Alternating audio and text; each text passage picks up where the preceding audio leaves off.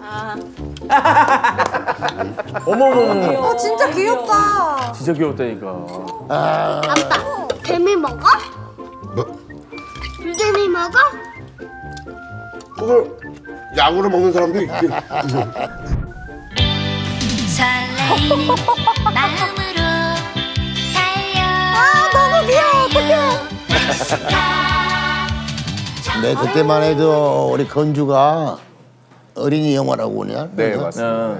그 영화는 다 섭렵을 했고. 그렇죠. 그렇죠. 이제 그 덕분에 나도 이제 이리저리 좀 따라다니다가 또 출연도 좀 해봤고 또 뭐 각종 CF 뭐 할 거 없이 다 했지. 너무 바빠가지고 드라마는 한 집은 돼가지고 할 게 없었어 너무. 아, 근데 귀엽긴 하다, 내가 봐도. 진짜 귀엽다니까.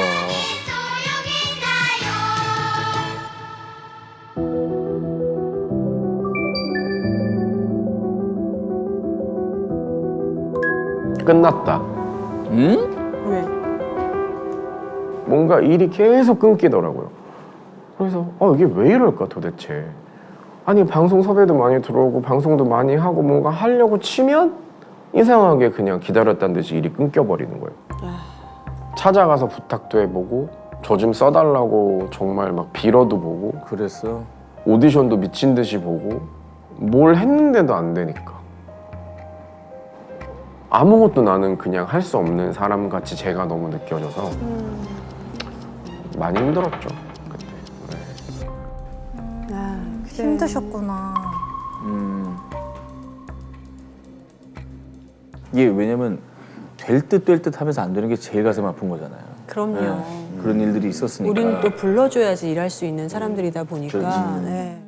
이제 어느 날인가부터 우울증이 너무 심하게 와서 저는 이게 단순한 우울증이라고 생각을 했어요. 근데 이 우울증이 점점 커지면서 극단적인 생각까지 너무나 가버리니까 무서워서 너무나 힘든 와중을 보내고 있었는데 저희 할머니 천도제를 이제 진호기 구슬을 하게 됐어요. 그때 이제 저의 신아버지를 만나서 신아버지가 이제 딱 보시더니 옷을 뭐 하나 입혀주시고 부채랑 방울을 쥐게 하시고 뛰라 그러시더라고요.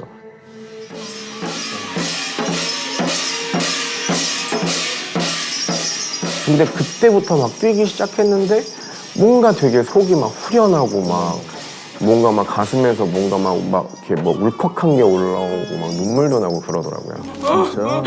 아, 너는 받아야 된다 해서 이제 받게 됐습니다.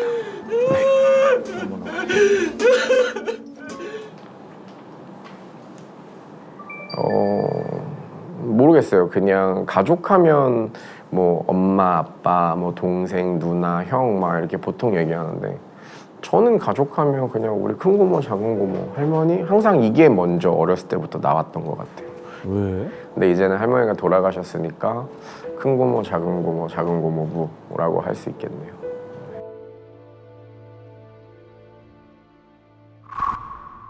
아휴. 부모님이 이혼을 건주를 살 때 하셨다고. 저도 그렇게 알고는 있죠. 근데 솔직하게 말씀드리면 방송에선 이혼이라고 말씀드렸는데 버린 거겠죠? 네, 저는 그렇게 생각해요. 저희 고모님들이 우선은 먼저 키워주셨죠. 그리고 나서 이제 저희 할머니도 같이 저를 책임져서 키워주시기 시작하셨죠. 고모님들이 한 20살? 이때부터 저를 이제 키우신 걸로 저는 기억을 하고 있는데 진짜? 정말 오롯이 그 꽃다운 시간을 다 저를 위해서 쓰셨거든요. 그래서 기억이 많이 나죠, 그때. 대단하시네. 어린 나이셨을 텐데. 그러니까요.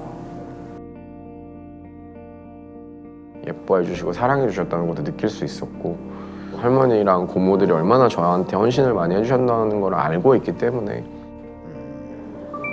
네, 맞아요.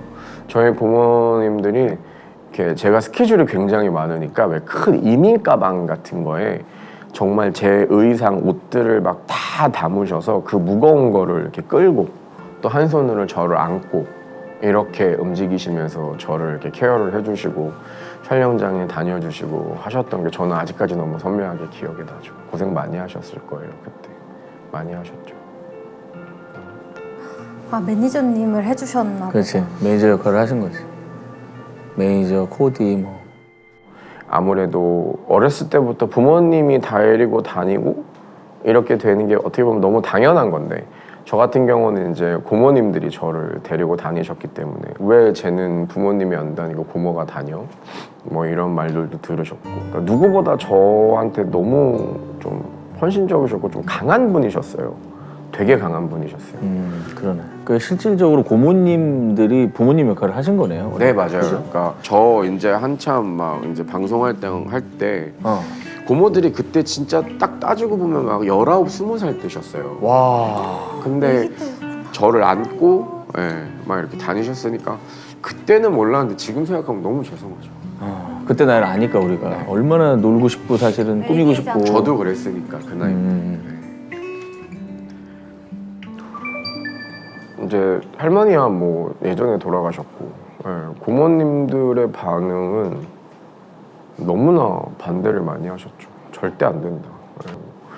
근데 이상하게 가고 싶은 거예요. 이 길로. 이거 아니면 죽을 것 같은 거예요. 진짜 아마 난 이걸 해야지만 살 것 같은데 그래서 이제 고모랑 붙잡고 많이 울었죠. 아시죠? 엄마는 모르겠어요. 당연히 뭐 제가 조남도 모르고 얼굴도 모르고 연락을 하고 있는 상황이 아니니까. 그래? 아버지도 연락은 하진 않지만 아버지는 너무나 잘 알고 계실 거예요. 네. 아버지는 조남도 알고 얼굴도 알고 다 알죠. 네. 근데 이제 제가 솔직히 아버지를 불편하니까 안 보고 있는 거고. 네. 아직은 아니지만 그 전부터 그랬지만 만나고 싶지 않으니까. 네. 그래서 안 뵙고 있는 거죠. 아 몰랐네요.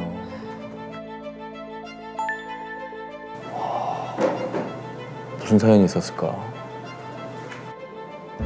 이혼을 하셨고 그냥 저는 고모들 손에 자랐습니다 까지만 말씀을 드렸지만 왜 제가 아버지에 대한 원망이 이렇게 있고 화가 많이 나 있는지에 대해서는 한 번도 말씀을 드린 적이 없었기 때문에 맞아.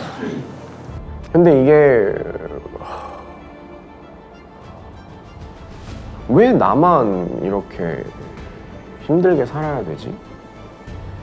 그냥 저도 많이 힘들다는 거 제가 힘든 일이 있었다는 거에 대해서 솔직하게 말을 하고 싶었던 것 같아요. 그쵸? 한 10년 전 그때가 이제 마지막으로 뵌 것 같네요. 10년?